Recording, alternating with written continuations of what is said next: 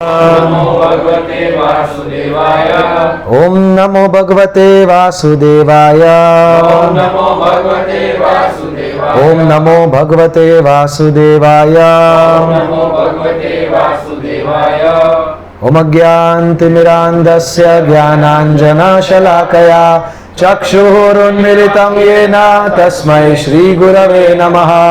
श्रीचैतन्यमनोभीष्टं स्थापितं भूतले स्वयं रूपः कदा मह्यं ददाति स्वपदान्तिकं। वन्देऽहं श्रीगुरोः श्रीयुतपदकमलं श्रीगुरून् वैष्णवांश्च। श्रीरूपं साग्रजातं सहगण रघुनाथान्वितं तं सजीवं साद्वैतं सावधूतं परिजनसहितं कृष्णचैतन्यदेवं श्रीराधा कृष्णपादान् सहगण ललिता श्रीविशाखान्वितांश्च। हे कृष्णा करुणा सिन्धो दीनबन्धो जगत्पते गोपेश गोपिका कान्त राधा कान्त नमोस्तुते। तप्त कांचन गौरांगी राधे वृंदावनेश्वरी वृषभानुसुते देवी प्रणमामि हरिप्रिये। वाञ्छाकल्पतरुभ्यश्च कृपा सिन्धुभ्य एव च पतितानां पावनेभ्यो वैष्णवेभ्यो नमो नमः। जय श्री कृष्ण चैतन्य प्रभु नित्यानंद श्री अद्वैत गदाधर श्रीवासादि गौर भक्त वृंदा। हरे कृष्णा कृष्णा कृष्णा हरे हरे हरे राम राम राम हरे हरे। नमः ओम विष्णुपादाय कृष्ण पृष्ठाय भूतले श्रीमते भक्ति वेदांत स्वामिनिति नामिने। नमस्ते सारस्वती देवे गौरवाणी प्रचारिणे निर्विशेष शून्यवादी पाश्चात्य देशतारिणे। मुखं करोति वाचालं पंगुं लंघायते गिरिं यत कृपातमहं वन्दे श्रीगुरून् दीनतारिणं परमानन्दं माधवं श्रीचैतन्यमीश्वरम्।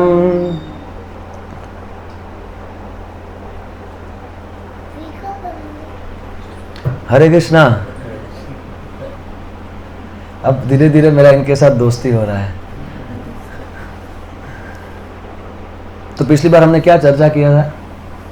पिछले से पिछली बार प्रभु जी आए थे ना, हल्दर बलदेव प्रभु जी, और उन्होंने इसी श्लोक के ऊपर इम्पोर्टेंस ऑफ हियरिंग के ऊपर शायद बोला होगा ना। या ओके। उससे पहले हमने डिस्कस किया था कि कैसे भगवान श्री कृष्ण की लीलाएं दिव्य है और ब्राह्मणों का गुण क्या होना चाहिए। उसमें हमने देखा था कि चारों श्लोक में भगवान कम से कम एक बार संतुष्ट शब्द का प्रयोग किया है ना। आप भी कभी भी आपको बीच में बोलना हो तो आप भी बोल सकते हैं। आपको कुछ अगर पॉइंट याद आ गया इसी के कॉन्टेक्स्ट में तो आप भी उसको बोल सकते हैं। मैं भी क्लास इसीलिए देता हूं कि मैं कुछ सीख सकूं। मैं पहले सोचता था कि क्लास देना मतलब इट्स लाइक तैयार करो और क्लास दो, which is good. Prabhupada ji ने भी यही सिखाया हमें। But class is more of a sharing of our consciousness. Class is not a performance कि मेरा पूरे दिन का 22 घंटा माया में जाता है और फिर क्योंकि मेरे को 2 घंटा बोलना है कृष्ण कथा, it will not have effect. जो 22 घंटा किया है वही चेतना जाती है वो 2 घंटे में। इसलिए हम देखते हैं कि प्रभुपाद जी के क्लास इतने इफेक्टिव क्यों होते हैं, because he is person Bhagavat who is speaking ग्रंथ भागवत। इसलिए हमें भागवत किससे सुनना चाहिए? पर्सन भागवत से, जो उसको जी रहा है। ऐसा नहीं कि बस वो केवल क्लास में बोल रहा है। इसलिए it is not a class, it is a discussion. Specially आप सब तो बहुत सालों से हैं, तो आपने कितना कुछ सुना होगा ना। तो इसके बारे में कुछ भी आपको बोलना है जो आपको लगे कि इस डिस्कशन को एनहेंस कर सके ना, तो आप भी इसे बोल सकते हैं। एक्चुअली आदर्श वक्ता और आदर्श श्रोता का क्या कैसे वो आदान प्रदान होता है कि जब वक्ता कुछ बोले, वक्ता एक वाक्य बोले, तो श्रोता के अंदर 3-4 उसी वाक्य से संबंधित 3-4 चीजें उसको याद आती है कि मैंने प्रभुपाद जी की पुस्तक में 7 दिन पहले इसी वाक्य के बारे में ये पढ़ा था, इस प्रवचन में ये सुना था, और इस कथा में भागवत में भी ये वाला पॉइंट आता है। तो ये सब चलता है श्रोता के अंदर भी।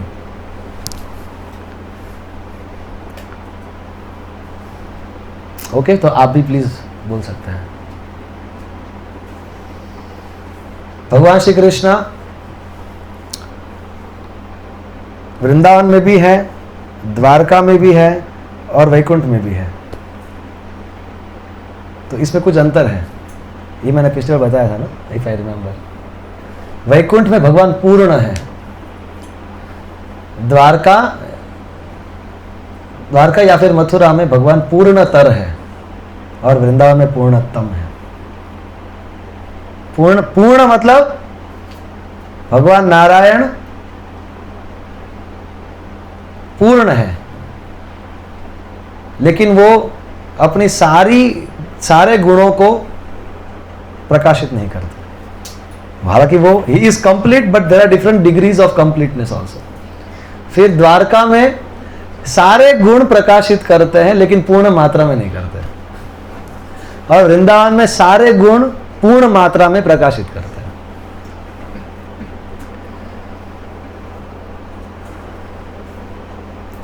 और हमने पिछली बार देखा था कि रुक्मिणी जी श्रीमती राधा रानी का ही प्रकाश है, श्रीमती राधा रानी के ही विस्तार हैं। और क्योंकि श्रीमती रुक्मिणी जी भी प्रकृति हैं और हम सब भी क्या है, प्रकृति है, तो अगर हम उस भाव में पढ़ते हैं तो यही सब भाव हमारे अंदर भी प्रकट हो सकते हैं भगवान श्री कृष्ण के लिए। एक्चुअली हम देखेंगे आगे। श्री रुक्मिणी उवाचा, क्या हुआ? प्रसाद के बाद क्लास करते हैं तो श्री रुक्मिणी उवाचा श्रित्वा गुणान् भुवन सुंदर शृण्वतां ते, श्रुत्वा गुणान् भुवन सुंदर शृण्वतां ते, श्रुत्वा गुणान् भुवन सुंदर शृण्वतां ते, श्रुत्वा गुणान् भुवन सुंदर शृण्वतां ते, निर्विश्य कर्णा विवरैर्हरतो अंगतापम्,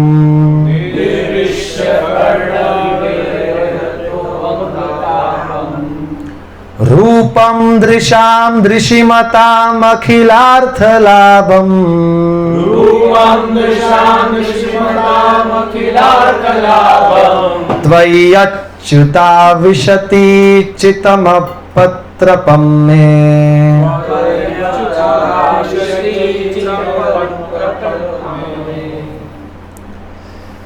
श्री रुक्मिणी ने ब्राह्मण द्वारा पढ़े जा रहे अपने पत्र में कहा, पहले इसको हम इंग्लिश में पढ़ते फिर हिंदी में पढ़ते हैं, क्योंकि इंग्लिश में बहुत अच्छा ट्रांसलेशन। जैसे यहाँ पे क्या लिखा है, हे संसारों के सौंदर्य। अब देखिए इंग्लिश में क्या लिखा है,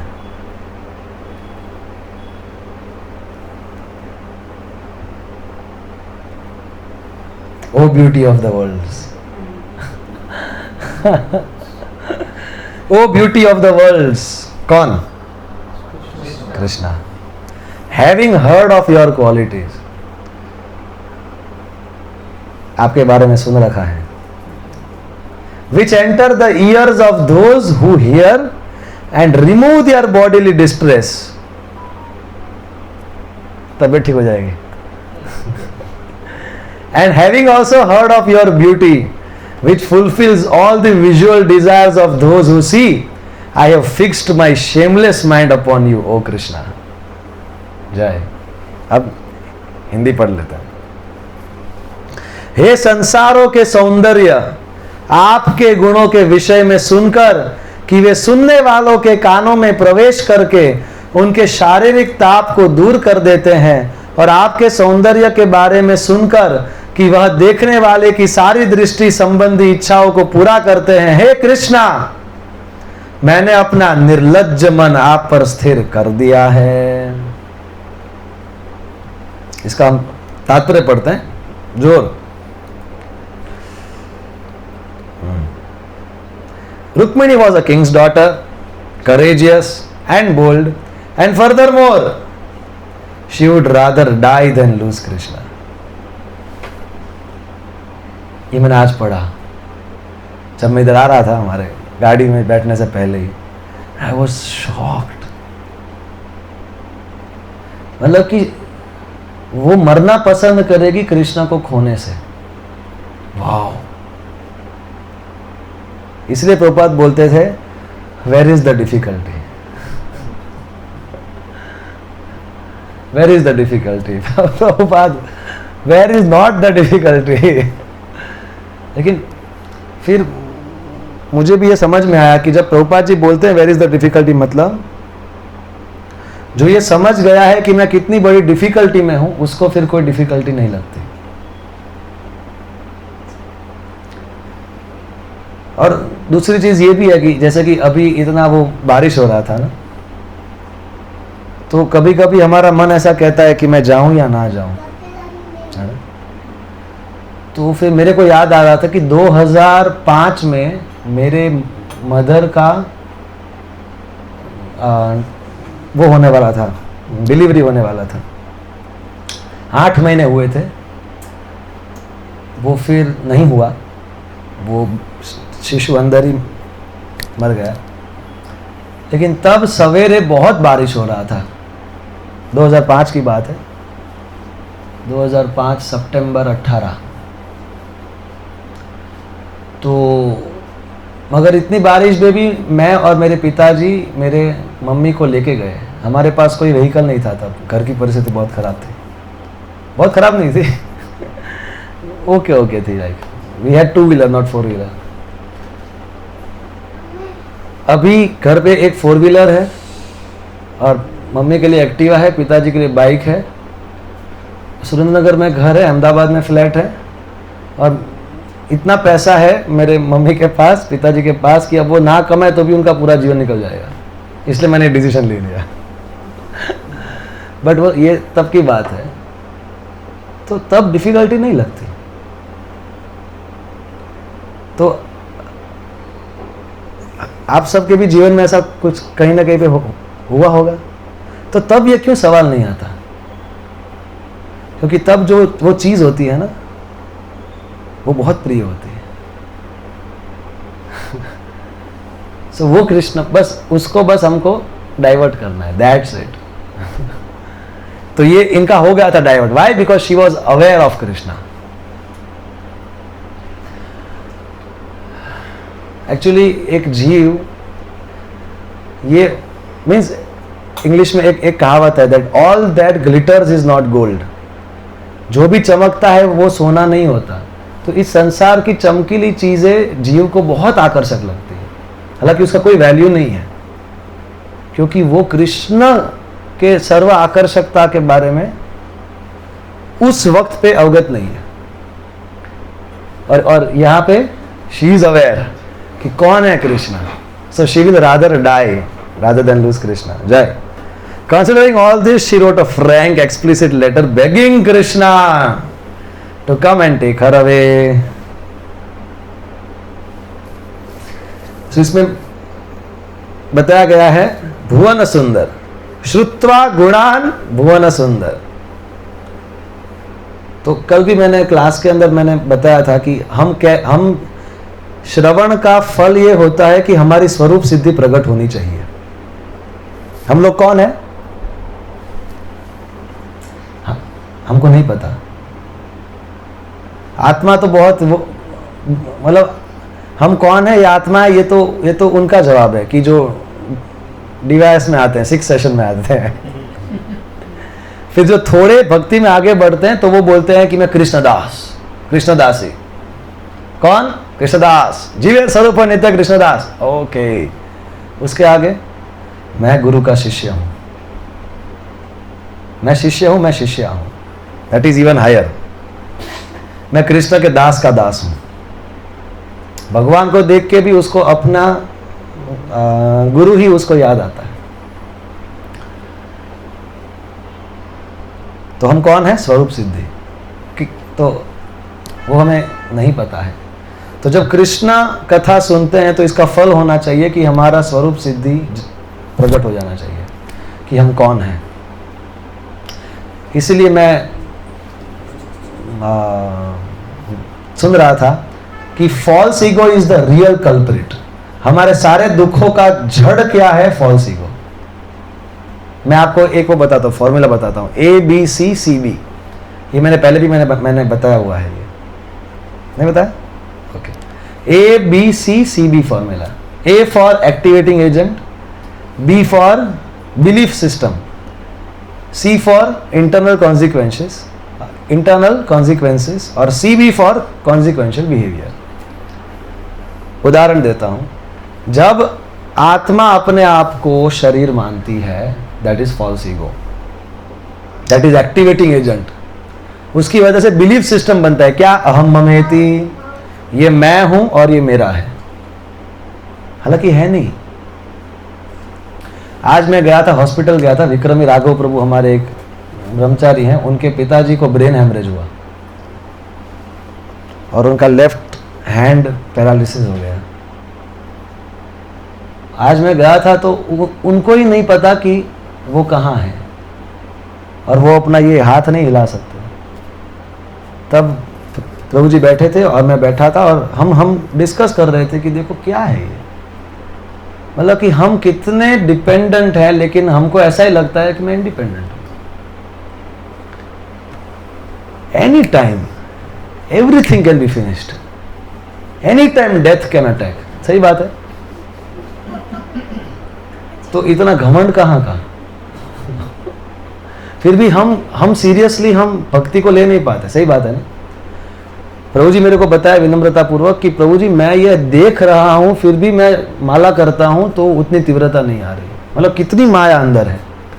माया बाहर नहीं है, माया अंदर है। So B for belief system and C for internal consequences। क्योंकि मैं मानता हूं ये मैं हूं और इस शरीर से जुड़ी हुई वस्तुएं मेरी है, तो इसकी वजह से क्या होता है? इंटरनल कॉन्सिक्वेंसेस, उसके प्रति आसक्ति होती है और अंदर कुछ प्लान्स बनते हैं, वो सब अंदर होता है। फिर कॉन्सिक्वेंशियल बिहेवियर, ये मेरा है, ये पराया है, ये मेरा परिवार है, ये मेरा परिवार नहीं है, I am Indian, I am American, ये सब इंटरनल कॉन्सिक्वेंसेस। फिर बाहर जो व्यवहार होता है वो है कॉन्सिक्वेंशियल बिहेवियर। अब इसका उल्टा क्या है? जब आत्मा ये समझ जाती है कि मैं शरीर नहीं, मैं आत्मा हूं और मैं कृष्ण का दास हूं या कृष्ण की दासी हूं, तो वो जब एक्टिवेटिंग एजेंट बनता है तो बिलीफ सिस्टम क्या होता है? अहम ब्रह्मास्मि, अहम ममेति से अहम ब्रह्मास्मि। और उससे अंदर क्या चलता है कि सर्व योनिषु कौन्तेय अहम बीज प्रदः पिता पंडिता समदर्शिनः वसुधैव कुटुंबकम सर्वे जना सुखिनो भवन्तु, ऐसा चलता है अंदर। और मेरा परिवार भगवान और वैष्णव है, ये सब अंदर चलता है। और इससे क्या व्यवहार होता है? त्रिनादपि सुनिचिंतरो सहिष्णु। उसमें भाव होता है बॉसानुबॉस का, यहाँ पे भाव होता है दासानुदास का।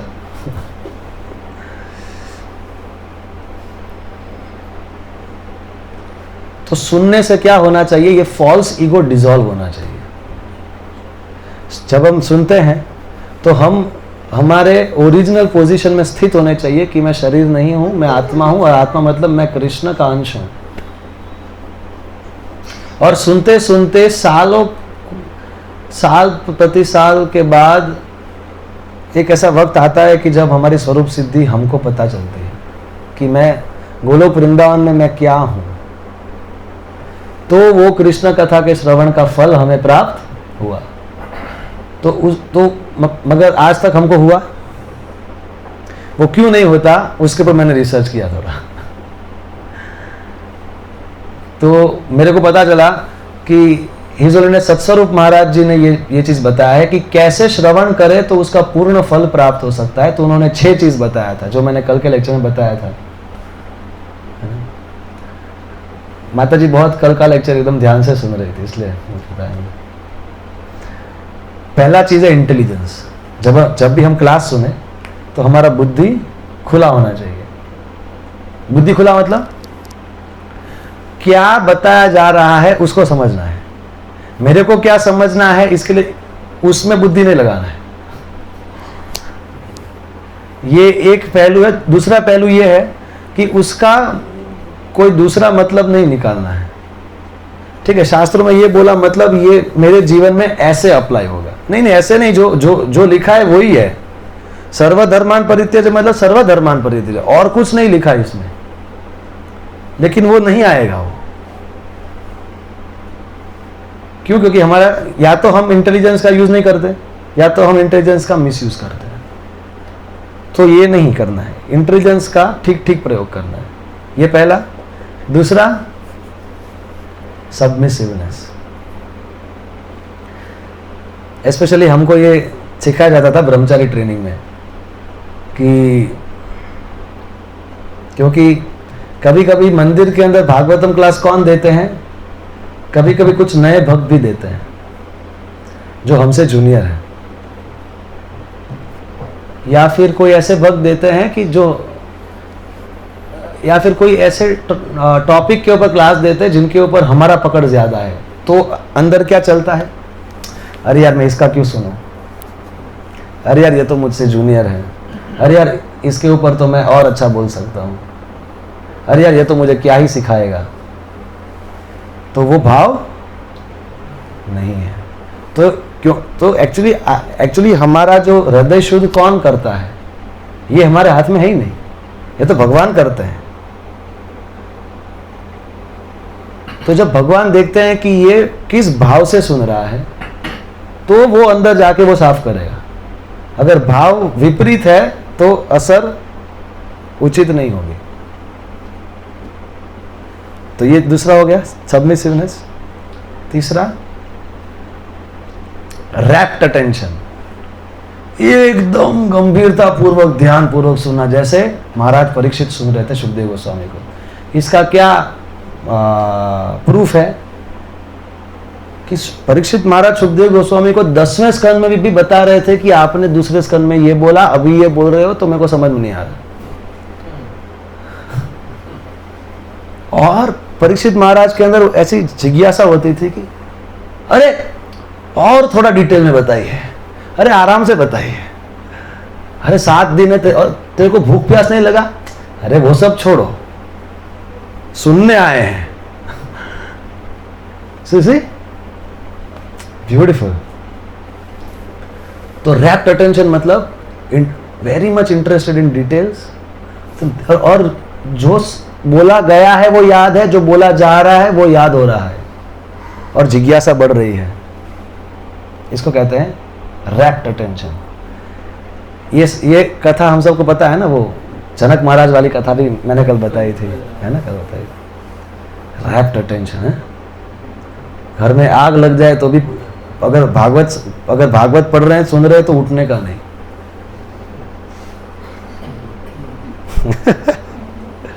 ये हमारी अभिलाषा है। इसलिए वो महाजन है, जनक 12 महाजन में से एक महाजन है, क्योंकि उनको पता है कि कीमती वस्तु क्या है। फिर चौथा, hearing from the right source, from the परंपरा। इस्कॉन तो परंपरा में आता है, ओके, लेकिन इस्कॉन के अंदर भी कौन परंपरा से बोलना सीखा है। मैं तो ओपनली बोलता हूं, क्योंकि अगर ओपनली नहीं बोलते तो वो समझ में नहीं आता हो।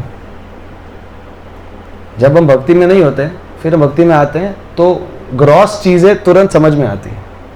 फिर भागवतम में बहुत ही एक सुंदर श्लोक है, मैं बोल रहा हूं कि सूक्ष्म वस्तु जो व्यक्ति जितना भक्ति में गहरा जाता है उसको ग्रॉस से सटल चीजें, सूक्ष्म चीजें, more and more final things उसको समझ में आती है। तो एक्चुअली प्रचार क्या है, जैसे कि प्रभुपाद जी को एक बार पूछा कि आपके प्रचार का रहस्य क्या है, तो प्रभुपाद जी ने क्या बोला, the secret of my success is that I did not change anything, as it is दिया मैंने। एज इट इज मतलब, अब शास्त्रों में तो क्या लिखा है, रथ और रथी। प्रभुपाद जी ने क्या बोला, कार एंड ड्राइवर, लेकिन चीज सेम ही है। सो रियलाइजेशन मतलब कि हम अपने वर्ड्स में करंट एनालॉजी से हम समझा सकते हैं, but the principle and the message should remain intact, it should not change. तो एज इट इज मतलब कि खुद का मेंटल स्पेकुलेशन नहीं अंदर ऐड करना है। जो नहीं सुना वो नहीं बोलना है, जो सुना वही बोलना है, लेकिन पोपट की तरह नहीं, सुन के समझ के फिर बोलना है। जैसे कि मैंने अभी ये पढ़ा, श्रुत्वा गुणान भुवन सुंदर शिन्वताम ते, तो इससे मेरे दिमाग में कुछ ख्याल आया। जरूरी नहीं है कि मैंने वो सुना हो, लेकिन प्रवचन में मैं उसको बोल दूं तो मैंने परंपरा तोड़ दी। या अगर मेरे को जो ख्याल आ रहा है वो मेरे को मेरे सीनियर से क्रॉस वेरीफाई करवाना पड़ेगा कि क्या ये सही है, क्या ये मेरा तात्पर्य भक्तिवेदांत तात्पर्य से मैच करता है या नहीं करता। इसीलिए इफेक्ट नहीं होता प्रचार का। तो चौथा, hearing from the right source. पांचवा, 4 नियमों का पालन करना। भक्ति के नियमों का पालन करना, जिसमें है 16 माला, 4 नियम और मॉर्निंग प्रोग्राम। ये 3 चीज जो करता है, फिर जब वो प्रवचन सुनने बैठता है तो वो सीधा अंदर घुसता है। क्या क्या 16 माला तो हम करते हैं, 4 नियम हम करते हैं, और मॉर्निंग प्रोग्राम। ये हमारा सबका अनुभव है कि जिस दिन हम सवेरे जल्दी नहीं उठे तो घुसेगा ही नहीं। और छठा है कि जो गुरु की आज्ञाओं का चुस्तता से पालन करता है, जो गुरु की आज्ञा के अनुसार अपनी जिंदगी में परिवर्तन लाता है, ना कि अपने जिंदगी के अनुसार गुरु की आज्ञा में परिवर्तन लाए। तो ये 6 चीज जो करता है, फिर वो सुनता है तो वो पूर्ण उसको लाभ मिलता है।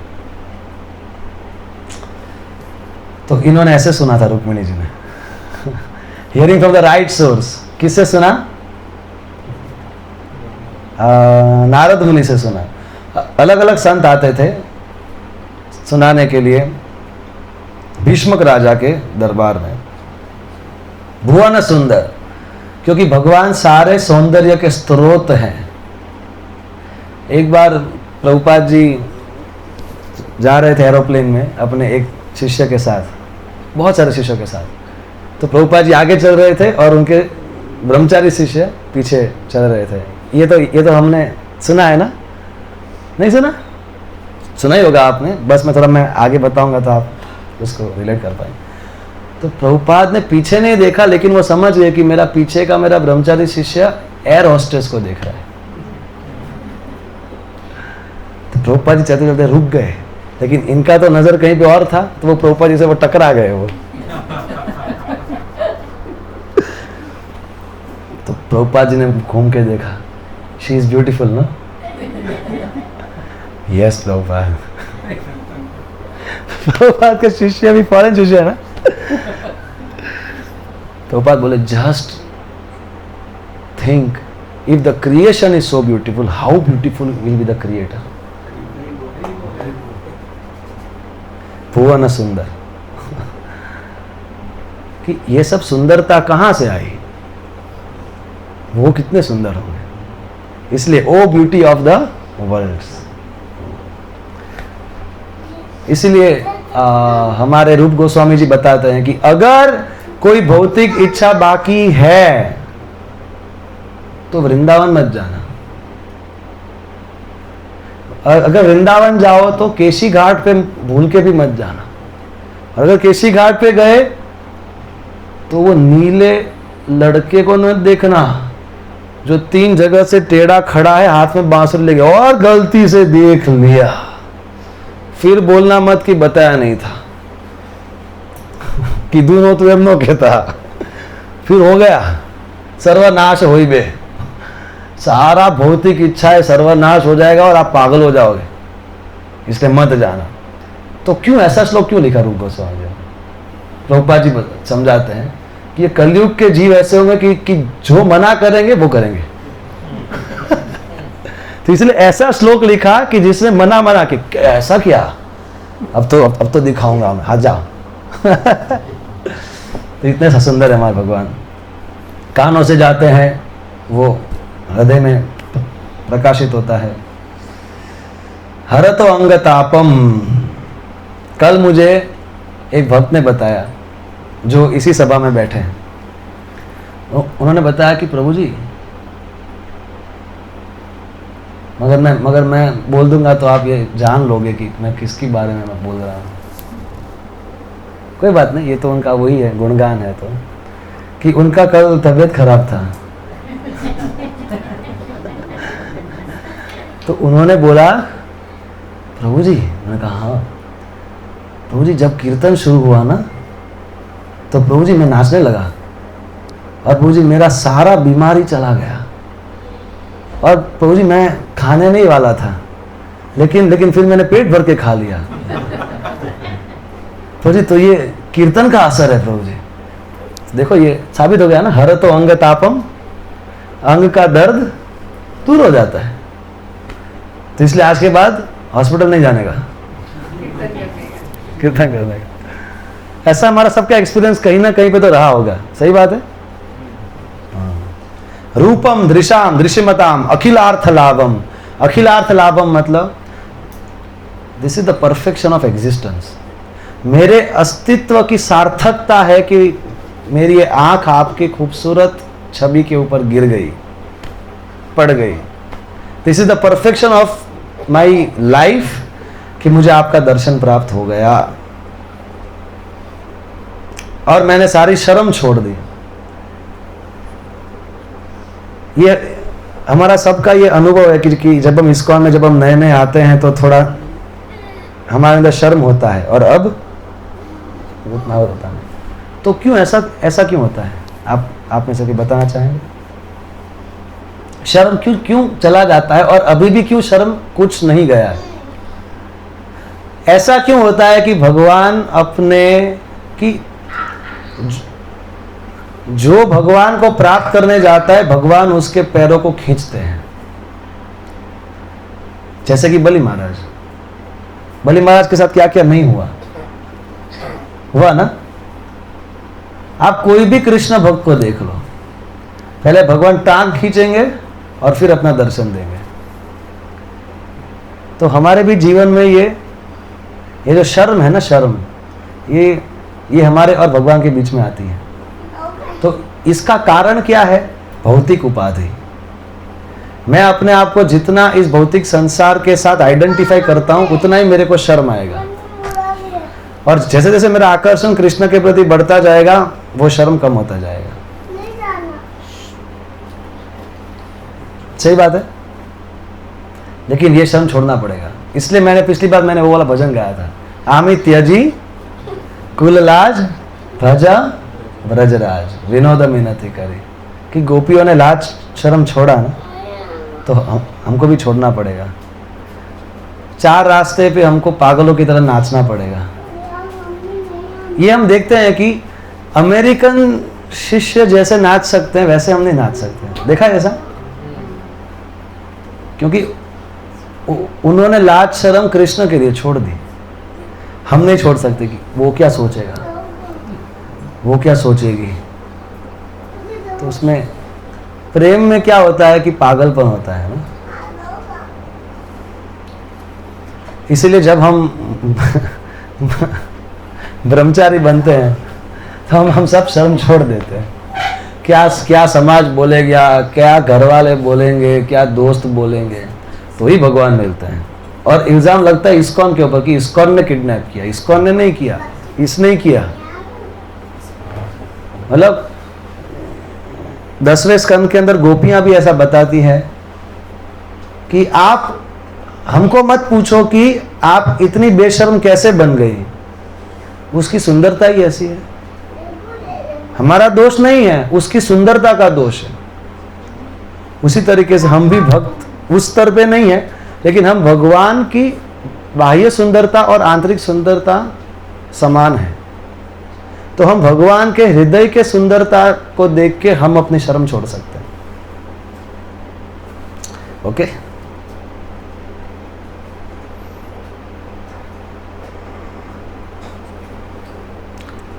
कात्वा मुकुंद महती कुलशील रूपा,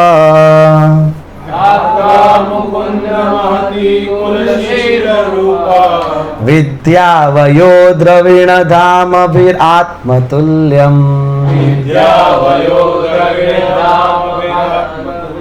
धीरापतिं कुलवती न वृणीत कन्या,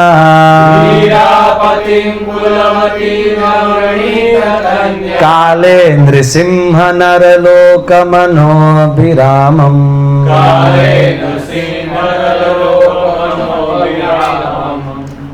अरे क्या बताऊं, महती बहुत सुना है। किसके बारे में? 7 चीजों के बारे में जिससे मैं इतनी पागल हो गई। पहला है कुल, दूसरा है शील, शील मतलब शीलता, कैरेक्टर, रूप, विद्या, वयो मतलब यूथफुलनेस, एवर फ्रेश यूथफुलनेस, द्रवीण ऑप्युलेंस, प्रॉपर्टी ऑप्युलेंस, ओके, और धाम, धाम भीर इन्फ्लुएंस, इन्फ्लुएंस, ओके। आपकी ये 7 चीजों के बारे में सुनकर यह समझ में आया कि इसकी तुलना केवल आपसे ही की जा सकती है, आत्मतुल्यम। और इसमें मेरा क्या दोष? धीरा पतिम कुलवती न वृणीत कन्या, कि कोई अगर कुलवती कन्या है जो धीर है, मतलब एक तो वो कुलवती है, उसका अच्छा खानदानी है, वो कन्या हो गई है, अब वो विवाह के योग्य हो गई है, और वो धीर भी है, फिर भी वो अपना कंट्रोल खो देगी, तो इसमें मेरा क्या दोष? ओ Mukunda, you are equal only to yourself in lineage, character, beauty, knowledge, youthfulness, wealth and influence. O lion among men, you delight the minds of all mankind. What aristocratic, sober-minded and marriageable girl of a good family would not choose you as her husband when the proper time has come?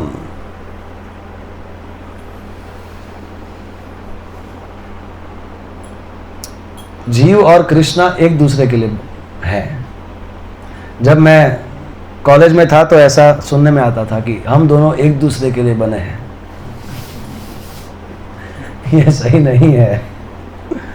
जीव और माया एक दूसरे के लिए नहीं बने हैं, ये इनकम्पैटिबल पोजीशन है, इसलिए जीव दुखी होता है। जब ये जीव समझ गया कि मैं और माया का कॉम्बिनेशन सही नहीं है, मैं और कृष्णा एक दूसरे के लिए बने हैं, रब ने बना दी जोड़ी नहीं, मेरा रब के साथ जोड़ी है।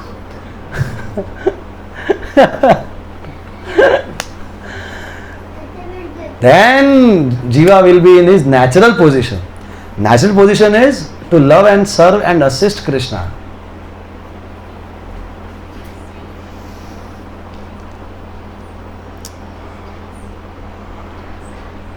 यहां पे एक शब्द आया ना, कैरेक्टर। कृष्ण का कैरेक्टर क्या है? That Krishna is gentle with everyone. सदाचार मतलब एक्सटर्नल बिहेवियर, शीलता मतलब इंटरनल बिहेवियर। अंदर व्यक्ति जो महसूस करता है वो उसको शीलता बोलते हैं। बाहर से तो कोई भी ढोंग कर देगा, प्रभु जी हरे कृष्णा, वांछा कल्पतरुभ्यश्च। शीलता मतलब अंदर है वो, जिसकी वजह से बाहर क्या निकलेगा? शीलता मतलब जेंटलनेस, कोमल स्वभाव, कोमल वाणी, प्रेममय वाणी, क्योंकि वो उसके अंदर है। तो जो उससे बड़ा होगा उसके लिए सहज सम्मान जब निकले उसको शीलता बोलते हैं। जो उसके समकक्ष है उसके साथ सहज मैत्री भाव, और जो उससे जूनियर है या जो लेस एक्सपीरियंस्ड है उसके प्रति दया का भाव। और इसके विपरीत तीनों भाव हैं। सीनियर के प्रति ईर्ष्या, इक्वल के सामने अपनी बढ़ाई करने का भाव, और जूनियर को शोषण करने का भाव। ये तीन जब इसमें, तो this is material, this is spiritual. तन्मे भवान खलु वृतः पतिरंगजाया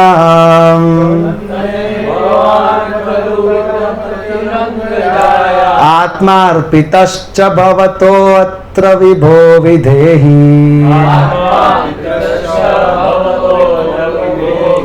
मा वीरभागम् अभिमर्शतु चेद्य आरा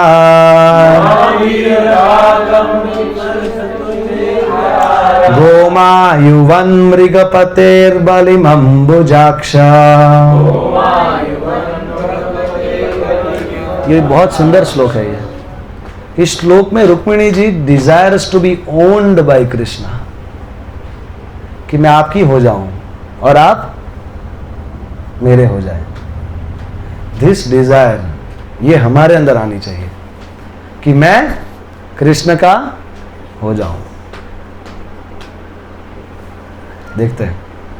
Therefore, my dear Lord, I have chosen you as my husband, and I surrender myself to you. Please come swiftly, O Almighty One, and make me your wife. My dear lotus-eyed Lord, let Shishupal never touch the hero's portion like a jackal stealing the property of a lion. जो एक hero का भाग है वो एक शियाल चुरा के लेके नहीं जाना चाहिए। हीरो मतलब सिंह। इसके अंदर हमारे आचार्य बताए हैं कि हमें ऐसी प्रार्थना करनी चाहिए कि हे नाथ, जैसे ये मेरे इंद्रियां और मन रूपी शियार, ये मेरे मन और इंद्रियां ये शियार रूपी अनर्थ में ये नहीं लगने चाहिए, मगर ये आपकी सेवा में लगने चाहिए। मतलब शियार को किसके साथ कंपेयर किया? 6 अनर्थों से। लायन मतलब भगवान, और हम कौन? रुक्मिणी जी का पोर्शन क्या? जीव। मनःष्ठानि इंद्रियाणि प्रकृतिष्ठानि कर्षति। दूसरा इसके अंदर ये भी है कि हमें अपना भी कुछ प्रेम पत्र भगवान को लिखना चाहिए। ये तो अब कोई प्रश्न उठा सकता है कि प्रेम पत्र तो कैसे, प्रेम पत्र तो छुपा होता है, तो ये तो आपने खोल दिया। क्योंकि इस संसार का प्रेम पत्र हमारी गंदगी बढ़ाता है, और ये प्रेम पत्र हमें शुद्ध करता है। This love letter purifies us, and the so-called love of this material world putrefies us. Purifies and putrefies. आपको कुछ बोलना है? कुछ नहीं बोलना? या आप राह देख रहे हो कि कब मैं बोलना बंद करूं? ऐसा लग रहा है। ओके, तो हमें भी भगवान को बोलना चाहिए कि हे नाथ, अभी मैं अनाथ हूं, आप मुझे कृपा करके स्वीकार कीजिए और मुझे सनाथ बनाइए। बहुत जन्मों से मैं आपको भूल चुका हूं और इस संसार में सड़ रहा हूं। अब आप कृपा करके मुझे आपकी सेवा में लगाइए और मुझे स्वीकार कीजिए।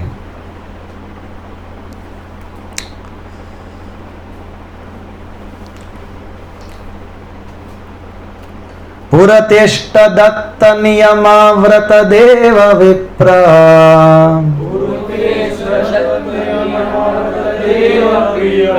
गुरुवर्चनादिभिरलं भगवान् परेशः आराधितो यदि गदाग्रज एत्यपाणिम् आराधितो यदि गदाग्रज गृह्णातु मे न दमघोषसुतादयोन्ये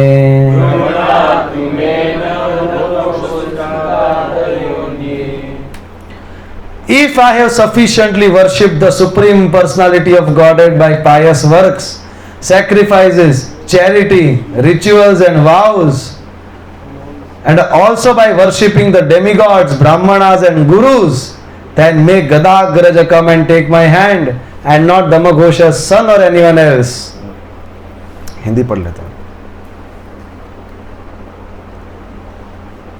यदि मैंने पुण्य कर्म, यज्ञ, दान, अनुष्ठान, व्रत के साथ साथ देवताओं, ब्राह्मणों तथा गुरुओं की पूजा द्वारा भगवान की प्रचुर पूजा की हो, तो हे गदाग्रज, आप आकर मेरा हाथ ग्रहण करें और दमघोष का पुत्र मतलब शिशुपाल या कोई अन्य ग्रहण न करने पाए.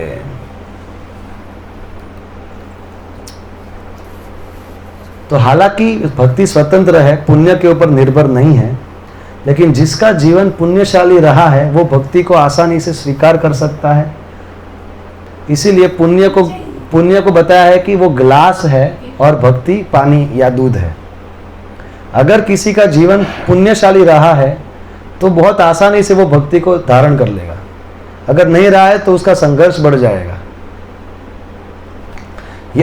यहाँ ये श्लोक से क्या बताना चाहते हैं रुक्मिणी जी, वो इधर लिखा है परपट में, कि उनको ऐसा लगा कि इतने महान भगवान, तो क्या केवल एक जन्म की भक्ति से क्या मुझे ये भगवान प्राप्त हो सकते हैं. इसलिए वो लिस्ट बनाने लगे भगवान को कन्विंस करने के लिए कि देखो मैंने इतना भक्ति किया, इतना भक्ति किया, इतना ये किया, इतना वो किया, तो आप मुझे स्वीकार कीजिए. मुझे बहुत कुछ बोलना था,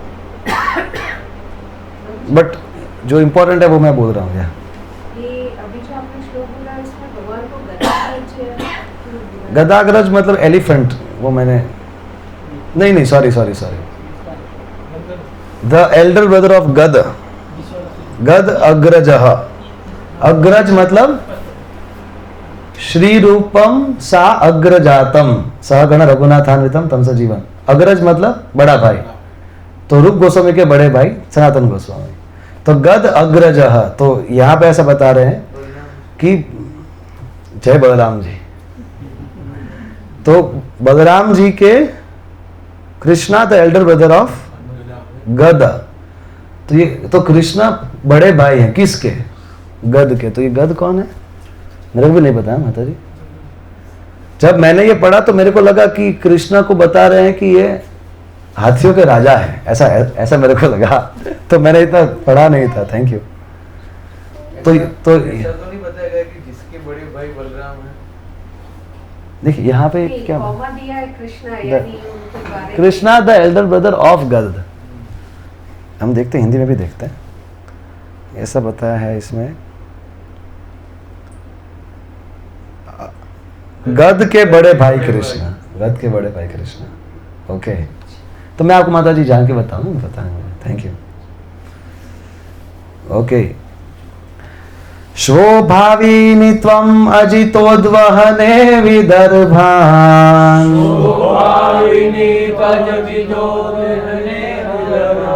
गुप्तः समेत्यापृतनापतिभिः परितः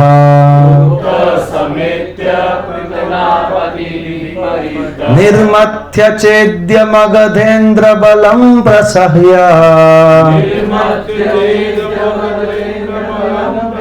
माम राक्षसेन विधिनोद्वह वीर्य शुल्काम्.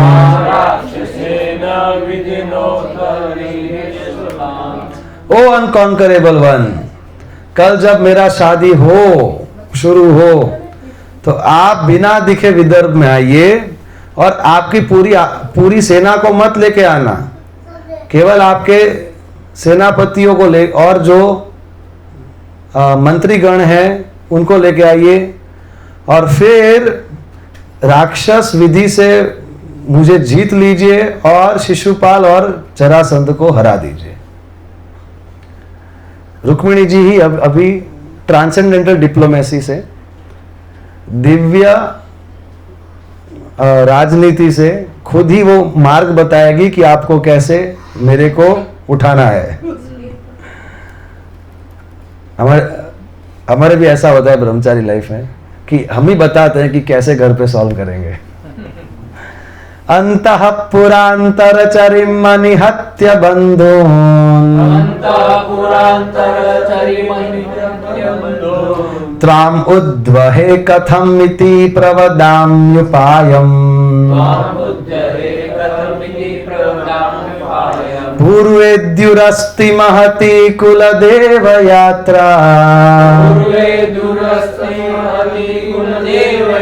यस्यां बहिर्नववधूर्गिरिजाम् उपेया।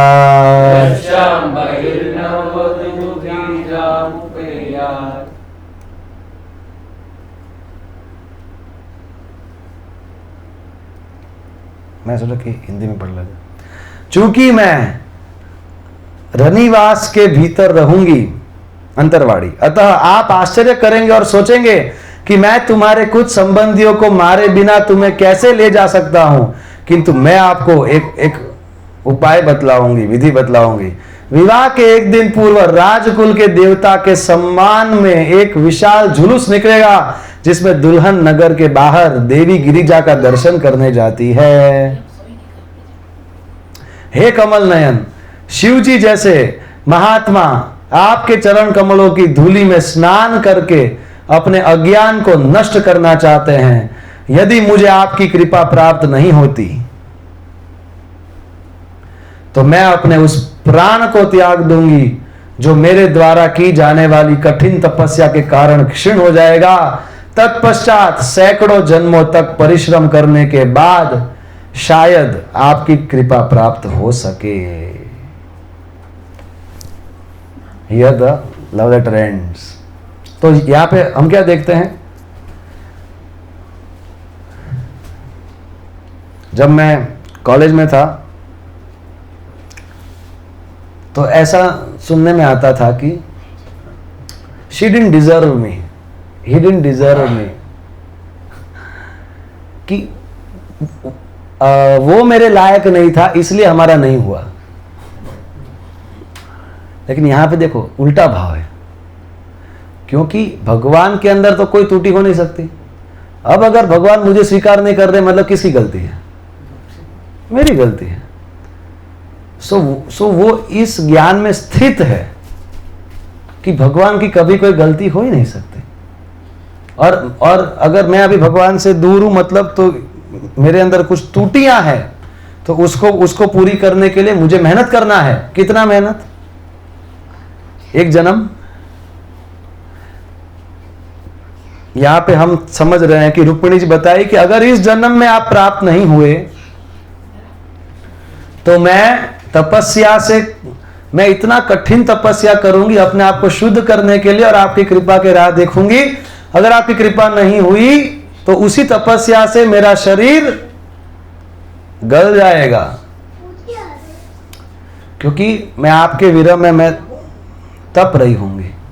चिरदिन तापित जीवन तुया दर्शन विना